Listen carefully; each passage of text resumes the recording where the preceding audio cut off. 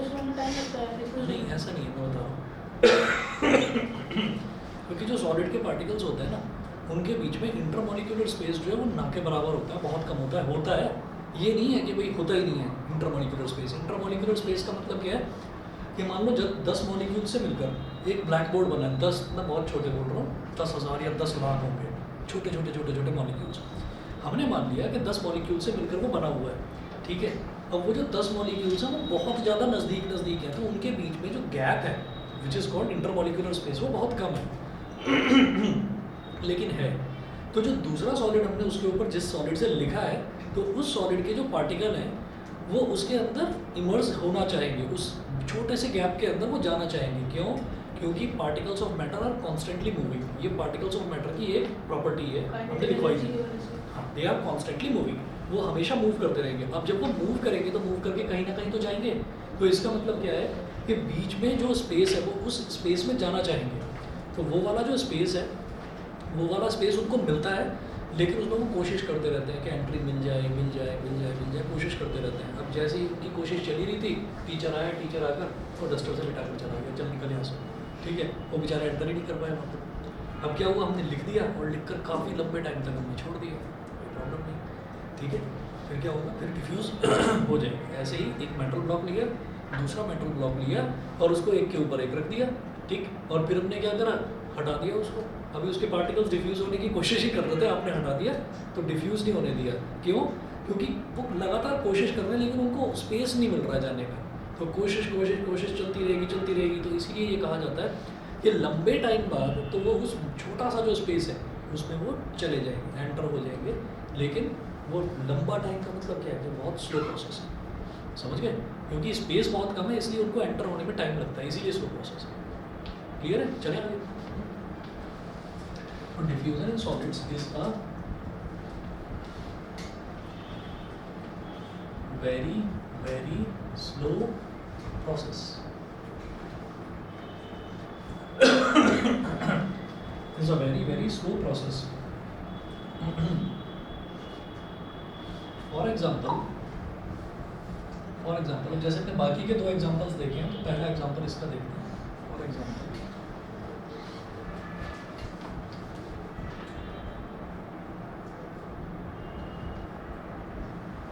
For example, if we write something on a blackboard,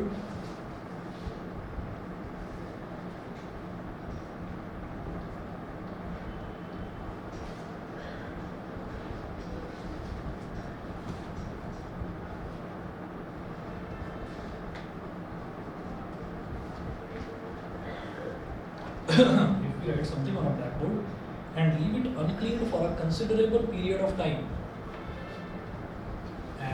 leave it uncleaned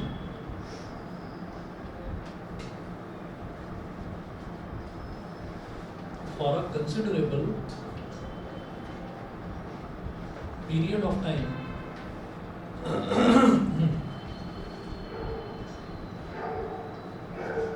for a considerable period of time bracket में लिखिएगा at least 10 to 15 days,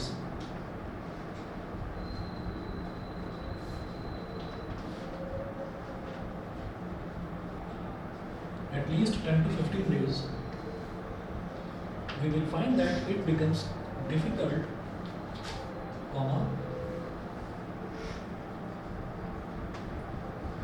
we will find that it becomes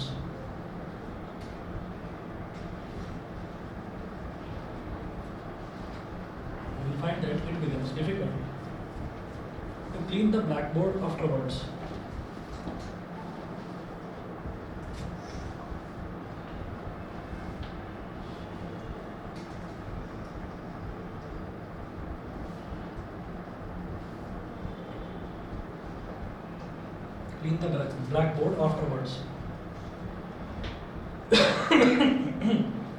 Full stop. This is due to the fact that this is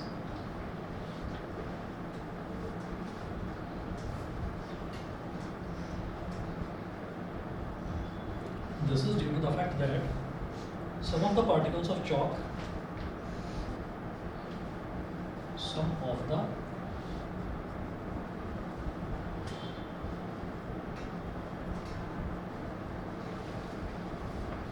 some of the particles of chalk have diffused into the surface of blackboard. Have diffused have diffused into the surface of blackboard.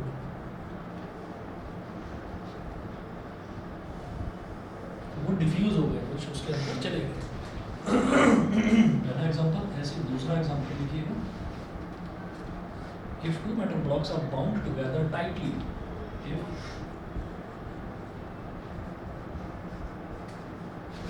two metal blocks are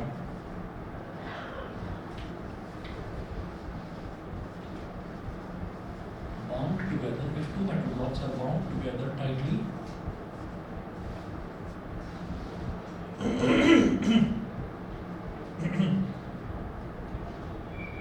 and kept undisturbed for a few years. Sir हाँ जी. क्या cardboard को solid हो सकता है?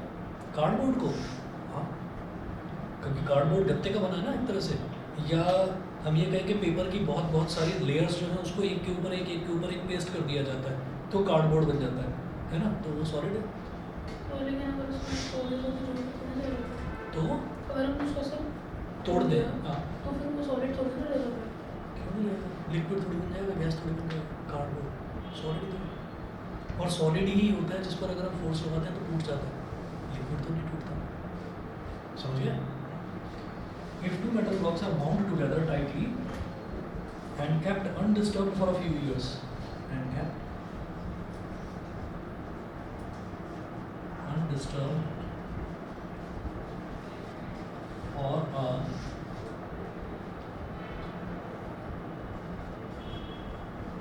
few years, and kept undisturbed for a few years, then the particles of one metal are found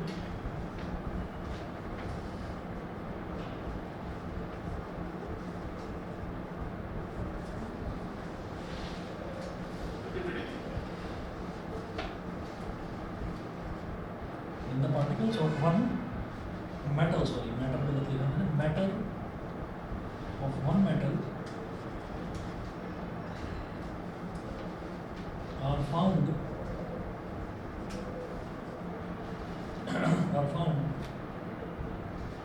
to have diffused into the other metal.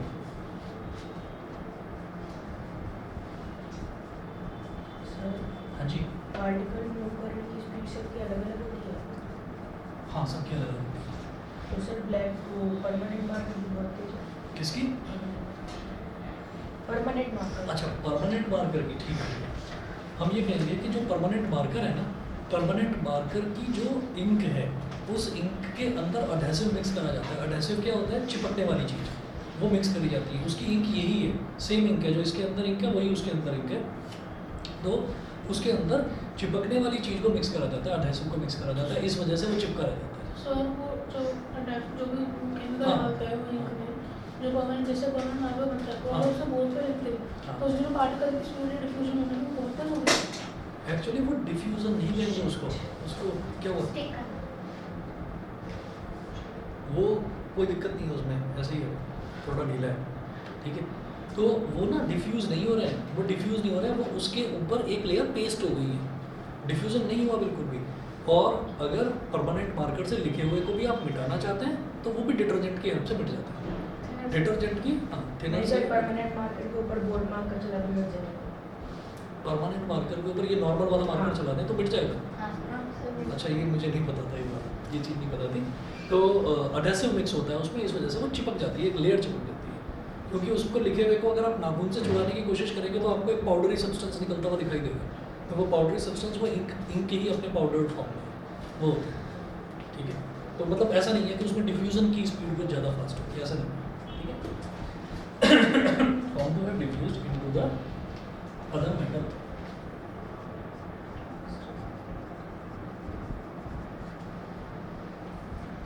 into the other metal. हाँ जी. Sir जैसे हम कोई नई book by करते हैं तो हाँ। कभी कभार उसमें जो पेजेस होते हैं वो एक दूसरे पे पेस्ट होते हैं, हाँ। जैसे वो इसलिए होते हैं कि बहुत टाइम तक वो एक जगह रखे गए हैं। नहीं, वो डिफ्यूज़न नहीं है, वो डिफ्यूज़न नहीं है। हाँ, मैं बता रहा हूँ वो क्या चीज़ है कि वो प्रेसिंग हुई है और वो अभी इंक जो है, जो उनकी इंक है, अभी वो नया छप के आया, और नया छप के आया, नया छपने के बाद में उसको सूखने का टाइम दिया जाता है, तब वो बुक्स जो है, कभी भी प्रिंटिंग प्रेस में देखिए, प्रिंटिंग प्रेस में ना पेपर्स जब प्रिंट होते हैं तो पेपर्स जो है वो एक पेज इधर, दूसरा पेज इधर, तीसरा पेज इधर, उनके सेक्शंस होते हैं अलग अलग, कि हर एक मशीन जो है ऐसा नहीं है कि पूरा का पूरा न्यूज़पेपर पहले एक छपा न्यूज़पेपर फोल्ड हुआ फिर आया, ऐसे नहीं है। हमेशा फिक्स होता है कि कोई भी न्यूज़पेपर है, चाहे वो टाइम्स ऑफ इंडिया है, दैनिक जागरण है, कोई भी न्यूज़पेपर है, तो वो जो न्यूज़पेपर की मशीन होती है, उस न्यूज़पेपर की मशीन में जैसे वो छपते हैं ना, तो पेज नंबर 1, और अगर मान लीजिए 12 पेजेस हैं, उसमें 12 पेजेस हैं, तो उसका कंटेंट इस तरह से तैयार करा जाता है, ऐसे।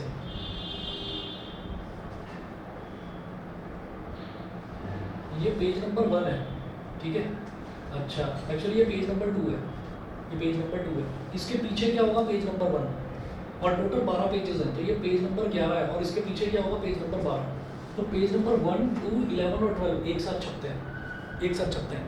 तो इसका मतलब क्या हुआ कि अगर 12 पेजेस हैं तो कितनी मशीन की ज़रूरत पड़ेगी, 3, बस 3 मशीन्स की ज़रूरत पड़ेगी, और 3 अलग अलग सेक्शंस बन जाते हैं, 3 अलग अलग सेक्शंस बन जाते हैं। फिर वो जो 3 अलग अलग सेक्शंस हैं, उन 3 अलग अलग सेक्शंस में ऐसे ऐसे ऐसे ऐसे चट्टा लगता चला जाता है उनका, चट्टा समझ रहे हैं ना, हीप ढेर उनका, ठीक। फिर ऐसे ही जो अगले हैं, अगले का अलग बन जाता है, अगले का अलग, और फिर एक मशीन होती है जो धड़ धड़ धड़ तीनों को एक जगह करा, फोल्ड करा अलग, फिर तीनों को एक जगह करा, फोल्ड करा अलग। तो वो जो है उसमें अब टाइम अब थोड़ा कम लगने लगा है। पहले क्या होता था, पहले जो न्यूज़पेपर्स हैं, पहले न्यूज़पेपर ऐसे हुआ करते थे कि 7 बजे या 8 बजे रात के, आज रात के 7 या 8 बजे कल सुबह का न्यूज़पेपर छप जाएगा, ठीक है। वो पूरे दिन काम चलता था। तो उसमें क्या है कि उसमें दोपहर के 2 बजे या 3 बजे तक की खबरें होती थी, और अब क्या है, अब मतलब फटाफट ड्राई होने वाली इंक्स आ गई हैं, तो वो जो इंक्स हैं वो जल्दी ड्राई हो जाती हैं। तो उसमें ये होता है कि रात के 10 बजे तक की भी न्यूज़ आप अगले दिन के न्यूज़पेपर में पढ़ सकते हैं। क्यों, न्यूज़ कॉरेस्पॉन्डेंट रात को 10 बजे लेकर आया, रात को 10 बजे मशीन चालू हुई, सुबह 3 बजे तक वो ट्रकों में भरकर डिस्ट्रीब्यूटर के पास पहुंचा। रात में आपने देखा होगा ना, कई ट्रक्स होते हैं बड़ी तेज़ी से भाग रहे होते हैं, वो न्यूज़पेपर ही लेकर जाते हैं जो रात में जाते हैं, ठीक है। और सुबह, और अच्छा, कभी डिस्ट्रीब्यूशन होते हुए देखा न्यूज़पेपर्स का, है ना? कहाँ पर देखा है? चलो ठीक है, अब मैं बताता हूँ आपको कि अगर गाजियाबाद में कभी देखना हो तो सुबह 4 बजे आरडीसी में पहुँच जाना, वहाँ पर एक देवी का टॉवर है, वहाँ पहुँच जाना, उसके नीचे लाइन से बैठे रहते हैं बहुत सारे लोग, पेपर ही पेपर लगे रहते हैं, और वहाँ लिखा रहता है कि कौन सा पेपर कहाँ डिस्ट्रीब्यूट होगा। मैं जा चुका हूँ इसलिए पता है। तो न्यूज़पेपर का जो कॉन्सेप्ट है, मैं इसलिए बता रहा हूँ क्योंकि प्रिंटिंग प्रेस ऐसी उनकी भी होती है, बुक्स की, है ना, वो भी प्रिंटिंग प्रेस होती है। तो वो जब सूख जाते हैं तब उनको रखा जाता है, और कई बार क्या होता है कि जल्दीबाजी प्रिंट हो गया, अब प्रिंट हो गया, पता चला ये वाला पेज जो है अभी तक सूखा ही नहीं है, और आपने इसको रख दिया, तो वो जो इंक है वो चिपक जाती है, वो ऐसा होता है। सर तो पेपर भी सॉलिड है, लेकिन पेपर तो पेपर हो जाती है, कहें ना, पेपर जो है, क्योंकि उसमें डिपेंड क्या करता है कि जो पेपर होता है, पेपर का कंसेप्ट अलग है। पेपर में एक्चुअली ना क्लोरीन डाला जाता है। ये जो पेपर होता है ना, ये पेपर वुड से बनता है, मालूम होगा, है ना। तो वुड का एक पल्प होता है, और ख़ास तौर की बैम्बू स्टिक्स होती हैं। वो बैम्बू स्टिक्स जो है उनके अंदर कोई सॉल्यूशन मिलाते हैं, मुझे पता नहीं पानी होता है या क्या होता है, मतलब उसको सॉल्यूशन मिलाकर उसको चर्न करा जाता है। चर्न करने का मतलब उसकी कुटाई करी जाती है अच्छे से, उसको पीस कर उसका पेस्ट बना देते हैं, ठीक है। तो बड़ी बड़ी मशीनों में होता है ये काम। और अगर किसी पेपर मिल के आसपास आप रहे हों कभी भी, या कभी आना जाना हुआ, तो नाक बंद कर लो, इतनी तेज स्मेल आती है, गंदी स्मेल आती है। तो उसका पेस्ट बनता है। पेस्ट बनने के बाद में क्या होता है, एक नेताजी जो कुर्ता पहनते हैं ना, कुर्ता, है ना, तो वाइट कलर का कुर्ता आप देखोगे चकाचक एकदम दूर से सफ़ेदी की चमकार दिखाई दे रही है। उसमें क्या डाला जाता है, क्लोरीन की 2-4 बूंदें डाल देते हैं। तो क्लोरीन जब डालते हैं तो क्लोरीन से सफ़ेद कपड़े जो है वो चमचमा जाते हैं, ठीक है। क्लोरीन को नेचुरल वाइटनर कहा जाता है, वो वाइटनिंग इफेक्ट देता है किसी भी क्लोथ को। और वही चीज़ क्या हो जाती है, वही चीज़ पेपर में होती है। तो पेपर होता है बहुत गंदे कलर का, रफ नोटबुक देखिए, तो रफ नोटबुक का नहीं होता, गंदा सा कलर होता है, लिखने का भी मन नहीं करता उसके ऊपर। हाँ, वो जो ब्राउन कलर की होती है वो रफ नोटबुक होती है, और बहुत सस्ती आ जाती है, वो 10-15 रुपये की आ जाती है। तो क्लोरीफिकेशन जो प्रोसेस है, उस पल्प में क्लोरीन मिलाया जाता है, तो पेपर एकदम चमचमा के वाइट करता है। ठीक है। तो क्लोरीन जो होता है, क्लोरीन की प्रॉपर्टी ये है, क्लोरीन की प्रॉपर्टी ये है कि क्लोरीन क्लोरीन के साथ में सबमर्ज नहीं होता, ठीक है। तो क्या है कि वो पेपर नहीं है, वो पेपर नहीं है, वो एक्चुअली है तो पेपर ही, पर पेपर के ऊपर एक लेयर जमी हुई है क्लोरीन की, और ऐसे दूसरे पेपर के ऊपर भी क्लोरीन की लेयर है, तो इस वजह से वो उसमें जमता है। उस वजह से आपने कहा कि जो वाइट कलर के कपड़े तो हम सब समझ जाते हैं क्लोरीन डाल के, हाँ। क्लोरीन डाल के। हाँ। तो सर वॉशिंग पाउडर होते हैं जैसे जितने भी हाँ। आते हैं उनमें क्लोरीन डाला होता है। उनमें क्लोरीफाइंग एजेंट डालते हैं। एक्चुअली प्योर सिर्फ क्लोरीन अगर वो डाल देंगे ना तो कपड़ा ख़राब हो जाएगा, ये होता है। तो अलग से क्या बोलते हैं उसको, ब्लीच बोला जाता है, कपड़ों का ब्लीच आता है अलग से, ठीक है। तो वो जो है उसको डाल देते हैं तो वो हो जाते हैं, और उसमें मतलब इंस्ट्रक्शंस लिखी रहती हैं कि इतनी हाफ बकेट जो है वो अगर भरी हुई है कपड़ों की तो आपको उसमें इतना 4 बूंद या 5 बूंद इतनी बूंदें डालनी। ज़्यादा डालोगे तो पता चला येलो शर्ट डाल दी वाइट बन गई, बिल्कुल येलो शर्ट की वाइट हो गई। अब देखिएगा आगे चलते हैं। The common unit of temperature and SI unit of temperature, heading डालिएगा common unit of temperature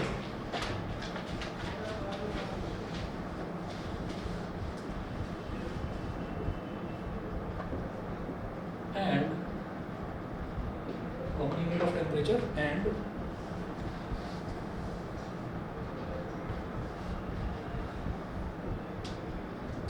SI unit of temperature.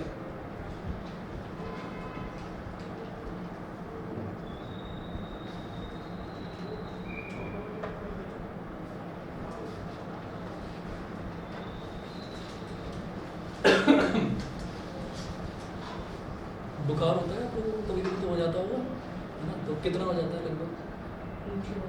102 क्या यूनिट क्या बताओ उसकी? फ़ारेनहाइट होती है, डिग्री सेल्सियस तो नहीं होती, ठीक है।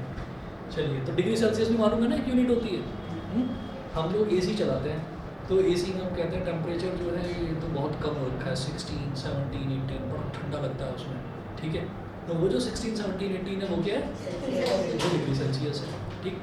तो जो कॉमन यूनिट ऑफ टेम्परेचर है, हम सिर्फ अपनी बॉडी का छोड़ दें, हम अपनी बॉडी का छोड़ दें तो बॉडी का एक स्टैंडर्ड बन गया कि जो मेडिकल फील्ड में है, जो डॉक्टर्स हैं, वो डॉक्टर्स डिग्री फ़ारेनहाइट वाला टेम्परेचर रिकमेंड करते हैं, ठीक है। क्योंकि डिग्री सेल्सियस वाले में उतनी प्रिसाइसनेस नहीं मिल पाती उनको, क्योंकि बॉडी का मामला है ना, बॉडी का मामला है, और किसी एसी का या फ्रिज का मामला नहीं है। अगर एसी या फ्रिज में ज़्यादा ठंडा भी हो जाए या कम ठंडा भी हो जाए तो किसी की मतलब जान पर नहीं बनेगी। तो डिग्री फ़ारेनहाइट में प्रिसाइसनेस यानी कि एक्यूरेसी ज़्यादा होती है फ़ारेनहाइट में, तो इसलिए मेडिकली यानी कि अगर बॉडी की बात करी जाए तो वो फ़ारेनहाइट में टेम्परेचर मेजर किया जाता है। तो एक चीज़ तो वो हो गई, वो तो बॉडी के केस में हो गया। उसके अलावा हम कहीं पर भी देखते हैं कि आज दिल्ली का टेम्परेचर कितना है, आज गाज़ियाबाद का टेम्परेचर कितना है, तो वो जो टेम्परेचर होता है वो डिग्री सेल्सियस में होता है। उसके अलावा हम बात करते हैं एसआई यूनिट की। एसआई जानते हैं क्या होता है? क्या?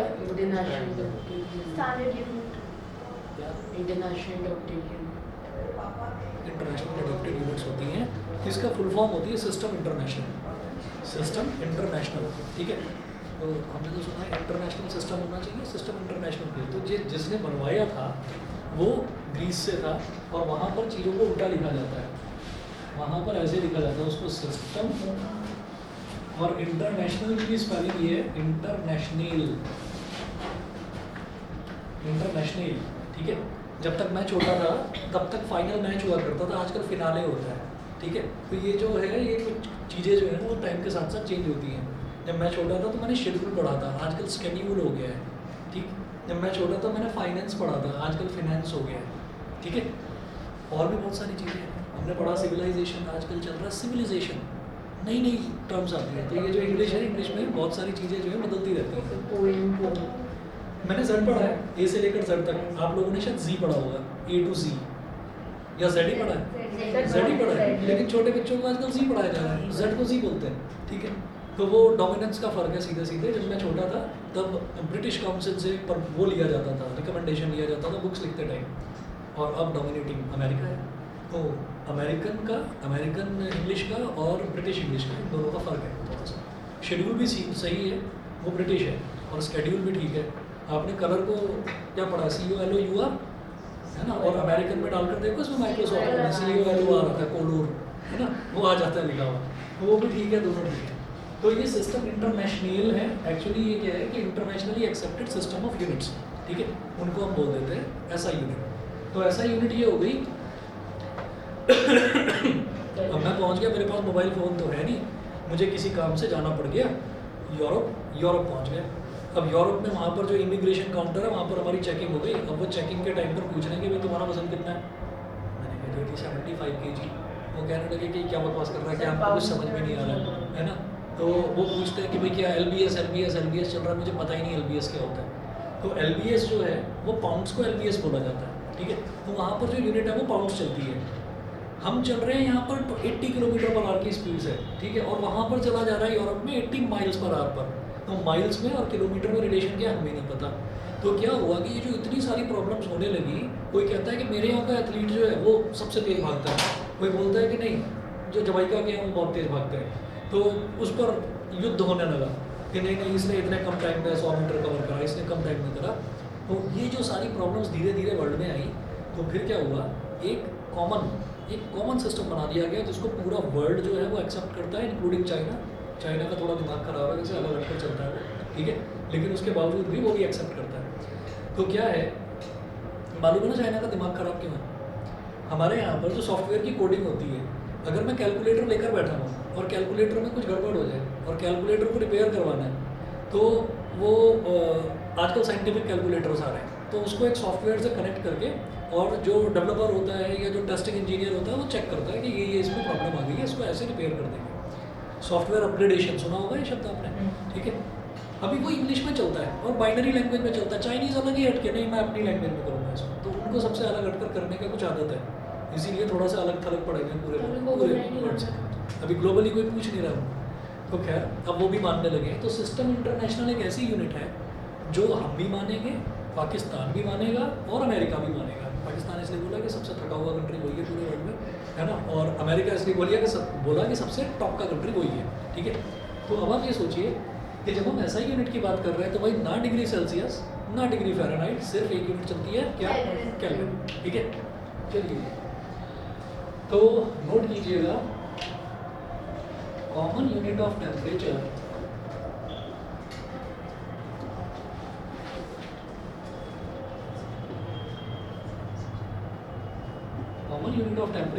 इज, ऐसे लिखते हैं, एक छोटा सा सर्कल बना देते हैं ऊपर की तरफ और नीचे सी, ब्रैकेट में लिखिएगा डिग्री सेल्सियस।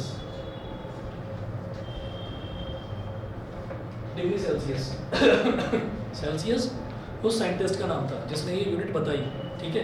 बाकी इसको सेंटीग्रेड भी बोलते हैं, सेंटीग्रेड, ठीक है, डिग्री सेल्सियस और डिग्री सेंटीग्रेड, डिग्री सेंटीग्रेड, ठीक है। उसके बाद ऐसा unit of temperature,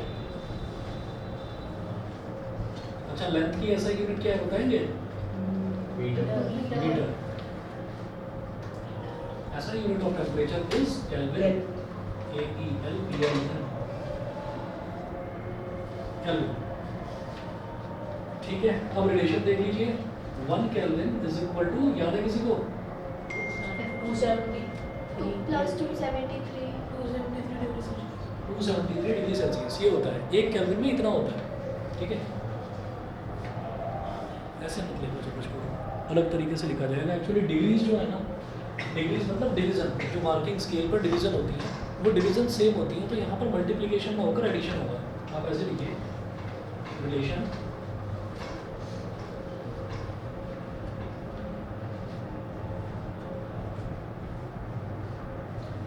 TK is equal to TC plus 273 where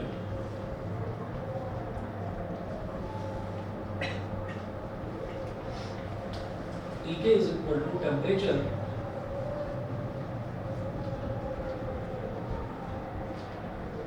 in Kelvin, TK is equal to temperature in Kelvin, और TC is equal to temperature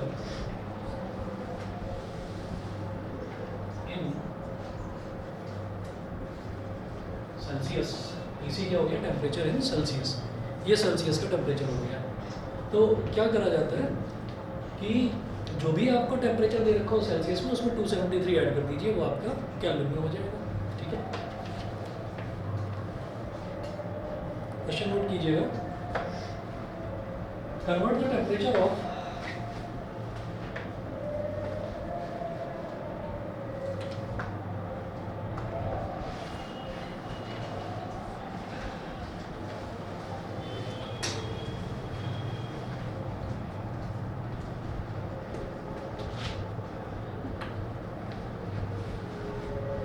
convert the temperature of 25 degree Celsius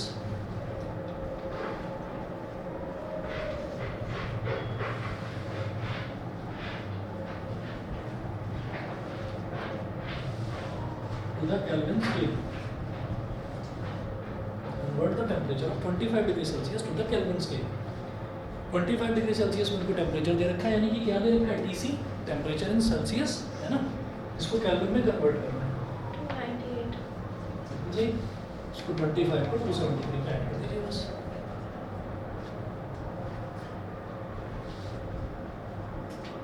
solution में लिखिएगा given TC is equal to 25 degree Celsius, so TK is equal to TC plus 273,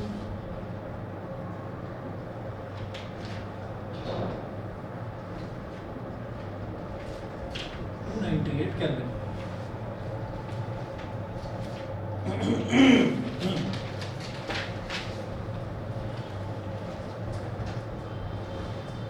Convert the temperature of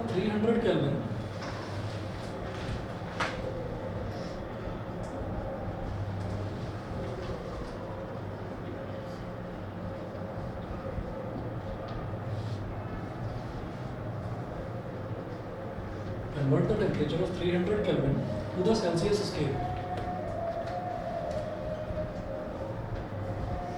27 degrees Celsius.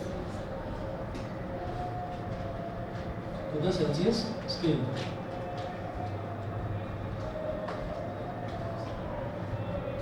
अब देखिएगा हमको temperature kelvin में दे रखा है, तो TK is equal to 300 kelvin और TC पूछा जा रहा है कि TC कितना, TK minus 273.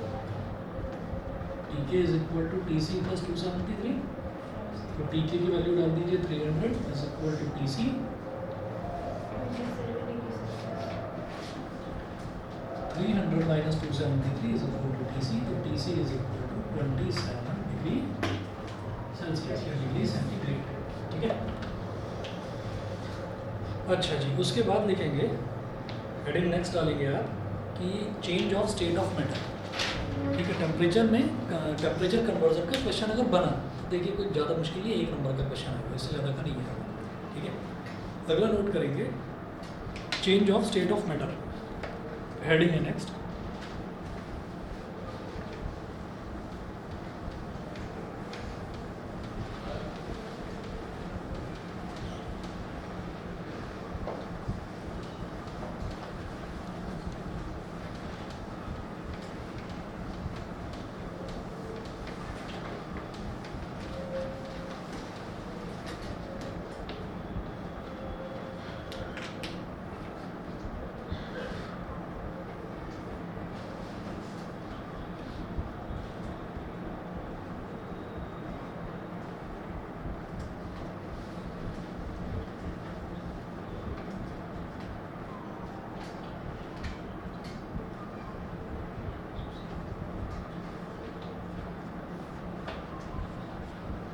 Change of state of matter.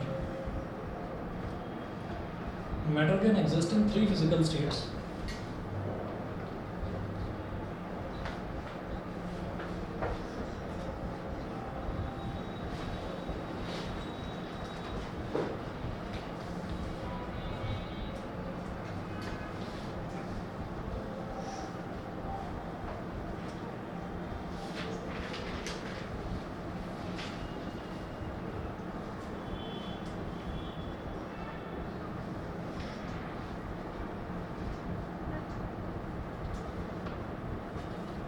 solid, liquid and gas.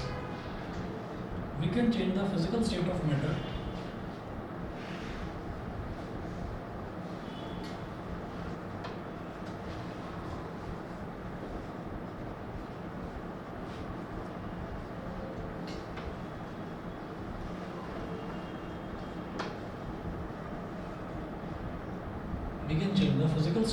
in two ways.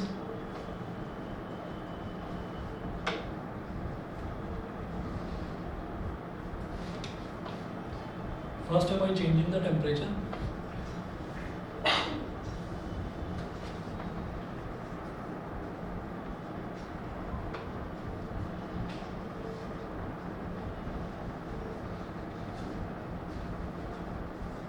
और second है by changing the pressure.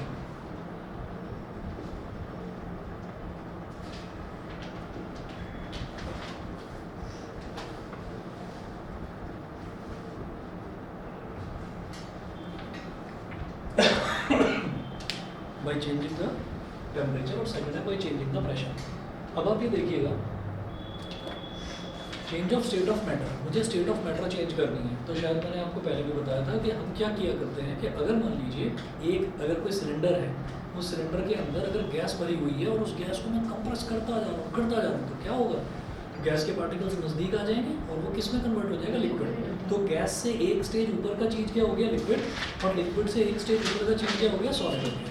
उसको और करेंगे, आपने सुना होगा कई बार इसमें कोविड में अगर आपने टीवी में देखा होगा तो ऑक्सीजन की ज़रूरत पड़ रही थी लोगों को, ठीक है, तो लिक्विड ऑक्सीजन सुना होगा, सिलेंडर वाइट कलर के आया करते थे. जब ऑक्सीजन की शॉर्टेज हो गई थी पूरे कंट्री में, फिर फटाफट इन्होंने करवाया था जितना भी हो सका गवर्नमेंट से. तो वो जो लिक्विड ऑक्सीजन है वो क्या थी, लिक्विड ऑक्सीजन बनाना बड़ी मुश्किल काम होता है. लिक्विफाइड पेट्रोलियम गैस हमारे पूरे कंट्री को बनानी आती है. ब्यूटेन गैस होती है जो सिलेंडरों में यूज़ होती है, जिससे गैस का चूल्हा जलता है, जिस पर रोटी बनती है, तो वो ब्यूटेन गैस होती है. और उसके अलावा ऑक्सीजन जो है, ऑक्सीजन सिर्फ गैसियस फॉर्म में अब तक स्टोर करी जाती थी. हॉस्पिटल्स में ज़रूरत है तो ज़्यादा ज़रूरत नहीं होती थी, तो वो भी जितनी ज़रूरत होती थी वो गैसियस फॉर्म वाले से कर दिया जाता था, उसको फुलफिल कर दिया जाता था उस नीड को. अब कोरोना में ज़रूरत पड़ने लगी ज़्यादा, तो उसमें फिर प्लांट्स जो हैं वो ऑक्सीजन वाले तो प्लांट्स हमारे पास थे.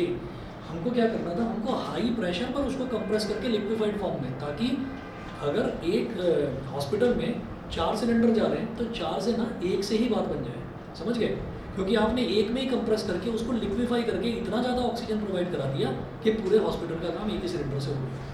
तो उस चीज़ में क्योंकि सिलेंडर्स की एक्चुअली ऑक्सीजन की नहीं, सिलेंडर्स की शॉर्टेज हुई थी, तो और वो भी शॉर्टेज क्यों हो गई, क्योंकि हमारे पास वो सारे जो है वो सारा पूरा का पूरा सेटअप नहीं था जिससे उसको लिक्विफाई करा था सर. तो लिक्विड ऑक्सीजन के खैर अब तो पूरे कंट्री में फैले हुए हैं प्लांट्स बहुत. तो by changing the temperature change करके हम कैसे स्टेट चेंज करते हैं, ये पानी का और बर्फ़ का बहुत अच्छा एग्जाम्पल, ठीक है. अब इसको डिटेल में करेंगे. तो पहला नोट करेंगे यार, effect of change of temperature, यहाँ लिखेंगे effect of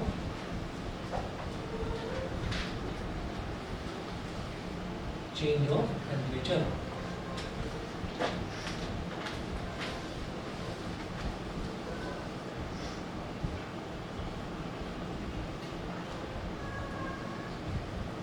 Effect of change of temperature.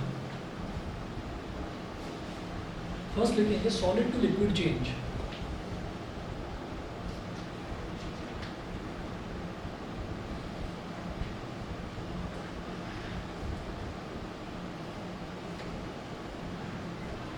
Solid to liquid change, इसको बोलते हैं melting.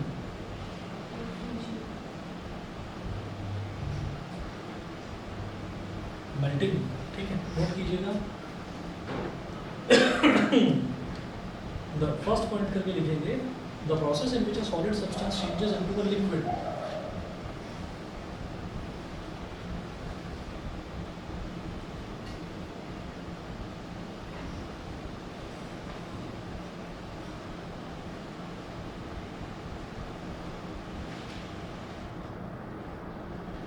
The process in which a solid substance changes into a liquid on heating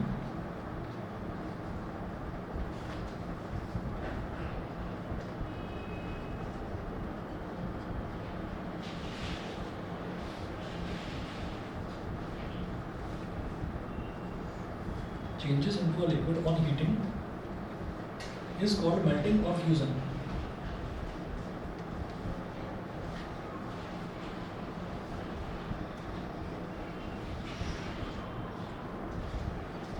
Is called melting or fusion. Next part लिखिएगा. The temperature at which a solid substance melts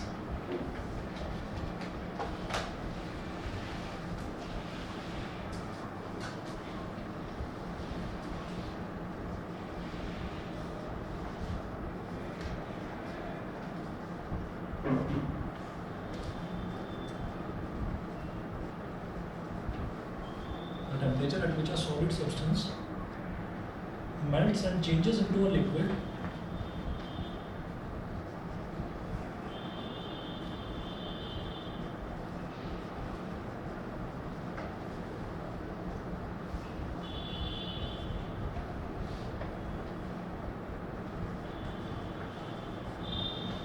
melts and changes into a liquid at atmospheric pressure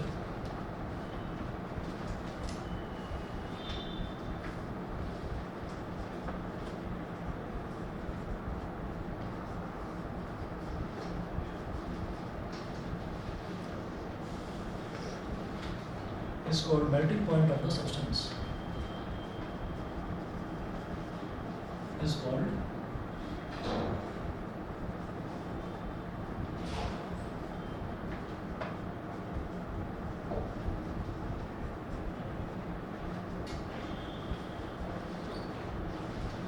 called melting point of the substance. For example, sir ये जो definition आपने लिखी है इसमें melting नहीं कह सकते इसको इसको जो ऊपर लिखा है नहीं नीचे नीचे वाला नहीं मेल्टिंग पॉइंट बोलते हैं उसमें आ रहा हूँ उसमें बता रहा हूँ.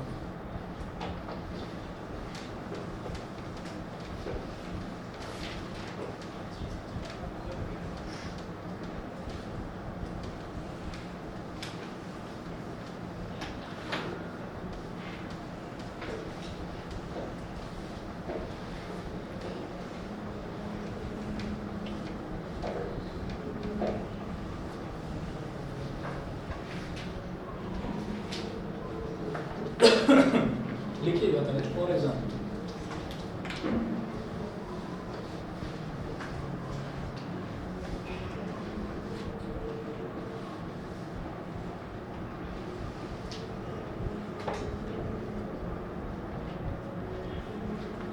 melting point of ice is for example melting point of ice is 0 degree Celsius. ठीक है. हाँ जी जरा देखिएगा the process in which a solid substance changes into a liquid on heating is called melting or fusion. ठीक है. तो ये तो समझ में आ गया होगा कि हमने किसी चीज़ को गर्म करा फॉर एग्जांपल वैक्स लिया या पानी लिया और उसको हम आइस लिया नहीं अपने आप नहीं होती टेम्परेचर बढ़ाया जाता है उसका. जैसे हम ये कहते हैं कि हमने आइस को लिया और आइस को लिया the temperature at which a solid substance melts and changes into a liquid at atmospheric pressure is called melting point of the substance. उस पर आ रहा हूँ मैं. तो अब जरा देखिएगा temperature at which a solid substance कोई सॉलिड सब्सटेंस जिस टेम्परेचर पर मेल्ट हो जाता है उसको मेल्टिंग पॉइंट कहा जाता है उसका. ठीक है. और ये लिखा हुआ है एट एटमॉस्फेरिक प्रेशर यानी कि प्रेशर में चेंजेस ना करें प्रेशर उतना ही रहने दें जितना है एटमॉस्फेरिक प्रेशर ही रहने दें. अब बात करते हैं इस पर the melting point of ice is 0 degree Celsius. तो 0 डिग्री सेल्सियस कैसे है हमने ये कहा कि यहाँ पर हमारे पास एक मैंने स्केल बना लिया. ठीक है. और स्केल पे मैंने यहाँ पर लिखा 0 डिग्री सेल्सियस. 0 डिग्री सेल्सियस से नीचे कितना है -1 degree Celsius -2 degree Celsius -3 degree Celsius ऐसे है. और ज़्यादा कितना है 1 2 3 4 ऐसे बढ़ता जा रहा है आगे पॉजिटिव में. तो आइस जो है क्या 0 डिग्री सेल्सियस पर आइस मिल जाती है मेरे को हम ये कहते हैं नहीं मिलती. 0 डिग्री सेल्सियस पर हमने क्या करा हमारे पास पानी था हमने उसका temperature down down down down करना शुरू करा. पानी था 10 डिग्री सेल्सियस पर मान लीजिए 10 पर 9 8 7 6 5 4 3 2 1 0. 0 पर आइस बनी नहीं 0 पर आइस बननी शुरू हो गई.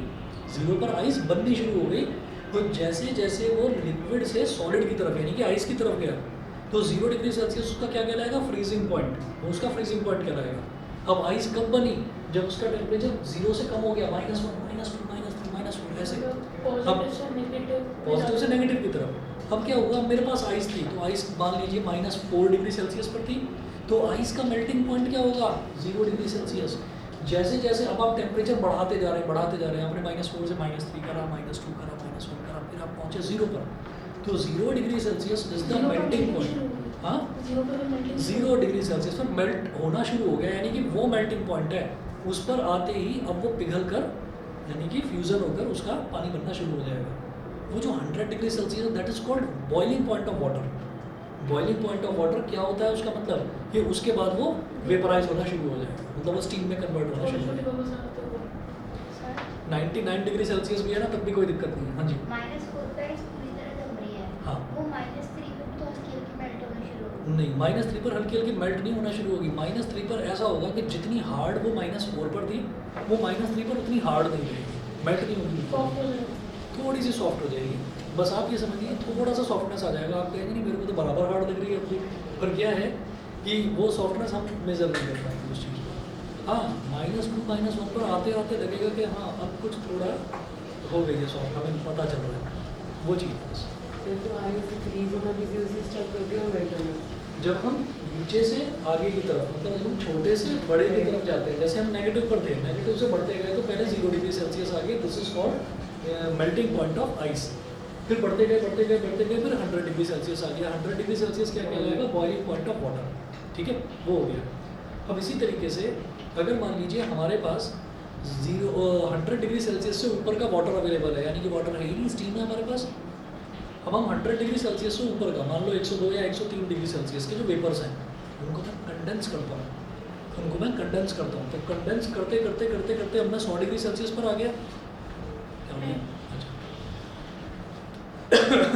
तो जब हम 100 डिग्री सेल्सियस पर आ गए, तो वो जो 100 डिग्री सेल्सियस वाला जो पॉइंट आया है, अब वो वाला जो पॉइंट है, वो वाला पॉइंट होगा उसका लिक्विफिकेशन वाला point, that is called point of liquefaction. अब उसको बॉइलिंग पॉइंट नहीं बोलेंगे, कि अब गैस वहाँ से लिक्विफाई होनी शुरू हो गई। फिर 100 डिग्री सेल्सियस से घटते 0 पर आ गए, अब 0 degree Celsius is called freezing point.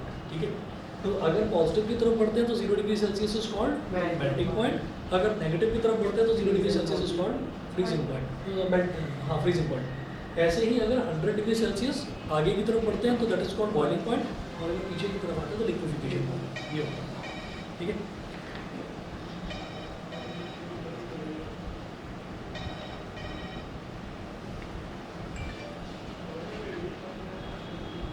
पर 0 डिग्री पे तो वाटर फ्रीज होना स्टार्ट हो जाता है। हाँ जी, फ्रीज होना स्टार्ट 0 डिग्री सेल्सियस पर हाँ वाटर फ्रीज होना शुरुआत हो जाती है। अरे वही तो कह रहे हो, अगर हम ऐसे कर रहे हैं, वाटर की बात करोगे तो 0 degree Celsius is called freezing point of water.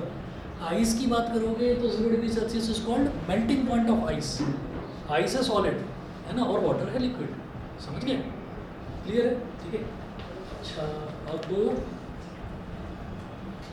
Second लिखें, लिक्विड टू गैस चेंज। जैसे ये था solid to liquid change,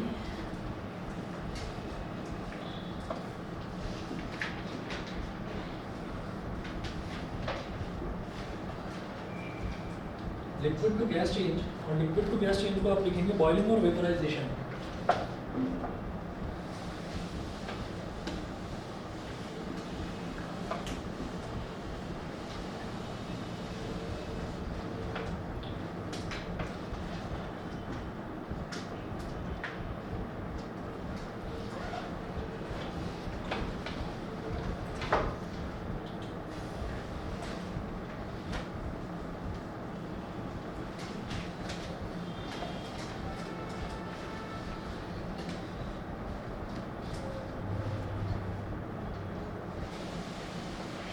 Okay, the process in which a liquid substance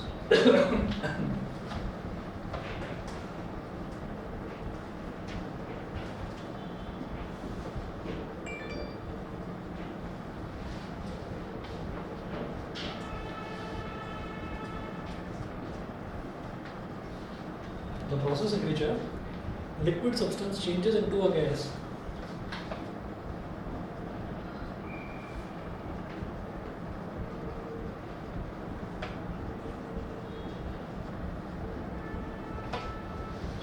to a gas rapidly on heating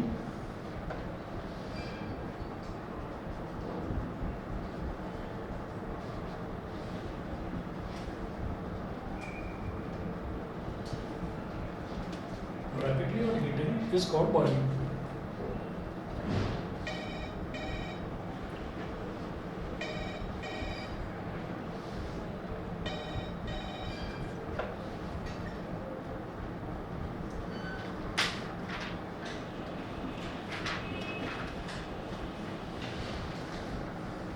समझ गए?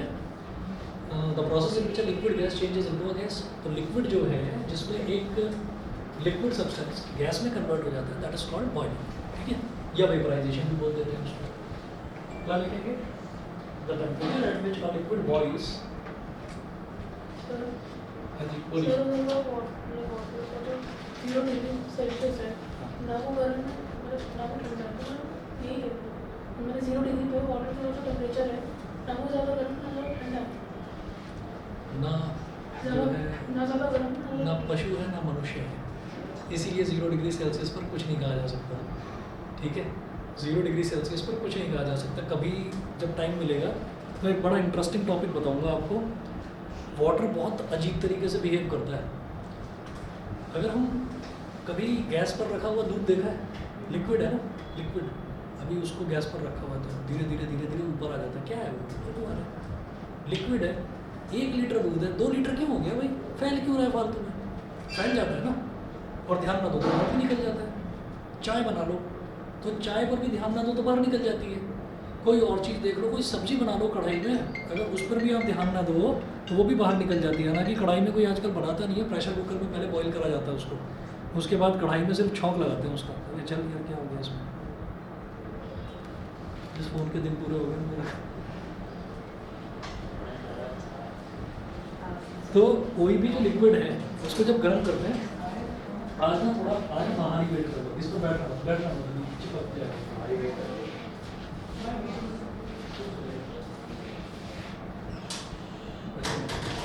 बच गया।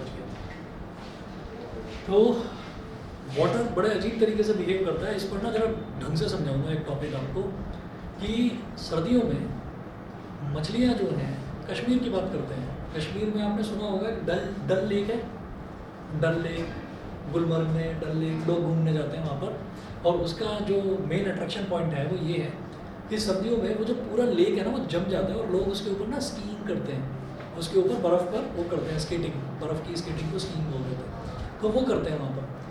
तो वो उसकी खास चीज़ है। लेकिन उसके अंदर और ज़्यादा अच्छा क्या लगता है कि ट्रांसपेरेंट जो बर्फ़ है उसके नीचे से हमको मछलियाँ भी तैरती हुई दिखाई देती हैं, तो लोगों को वही बड़ा फन लगता है, मज़ा आ गया, क्या देखा मैंने आज, ठीक है। तो वो चीज़ अच्छी लगती है। तो अब आप ये देखिएगा कि वो ऐसा क्यों है कि नीचे जो है वो मछलियाँ जिंदा हैं और ऊपर जो है बर्फ़ जमी हुई है, उनको तो ठंड में मर जाना चाहिए था, ठीक है। वाटर अलग तरीके से बिहेव करता है कि जब भी हम किसी चीज़ को गर्म करते हैं, पानी को उबलने रख दो, पानी कभी भगोने से बाहर नहीं निकलेगा, मैं डुब डुब डुब डुब डुब डुब डुब डुब बबल्स उठते रहेंगे उसके अंदर, इवेपोरेट हो जाऊंगा लेकिन बाहर नहीं निकलूंगा, because I know my limits. ये पानी की प्रॉपर्टी है। तो पानी जो है कभी बाहर नहीं निकलता। उसका रीज़न क्या है? ये पानी 4 डिग्री सेल्सियस तक का एक अजीब चीज़ है। ये पानी ये 4 डिग्री सेल्सियस तक, जब जो शुरुआत का 4 डिग्री सेल्सियस का टेम्परेचर है उसमें पानी की वॉल्यूम बढ़ती नहीं है, घटती है। ये बड़ी अजीब चीज़ है। और अगर हम दूध की बात करें, चाय की बात करें, तो जरा सा भी गर्म करें वो ऊपर आना चाहता है एकदम, और जरा सा गर्म करो एकदम से ऊपर को आएगा, ठीक है। तो ये जो चीज़ है, किसी भी और लिक्विड की बात करें, पेट्रोल की बात कर लो आप, केरोसिन की बात कर लो, सब ऊपर की तरफ आते हैं, यानी कि सब बॉईल करने पर या हीट करने पर एक्सपैंड करते हैं। और जो वाटर है, वाटर 4 डिग्री सेल्सियस तक कंप्रेस होता है, ठीक है। इसको मैं समझाऊंगा ढंग से। और उसी के अंदर आपके सवाल का जवाब छुपा हुआ है 0 डिग्री सेल्सियस वाला। कि 0 डिग्री सेल्सियस एक्चुअली है क्या? वहाँ पर लिक्विड है, पानी है, क्या है एक्चुअली? वो चेंजिंग स्टेट वाला बॉर्डर है, इंडिया पाकिस्तान, ठीक है। इधर सॉलिड है मतलब हम, इधर लिक्विड है मतलब पाकिस्तान, ठीक है। लिक्विड ही है ना, बात बात पर फैल जाते हैं, ठीक है, और हम सॉलिड चट्टान की तरह खड़े रहते हैं, याद रखें।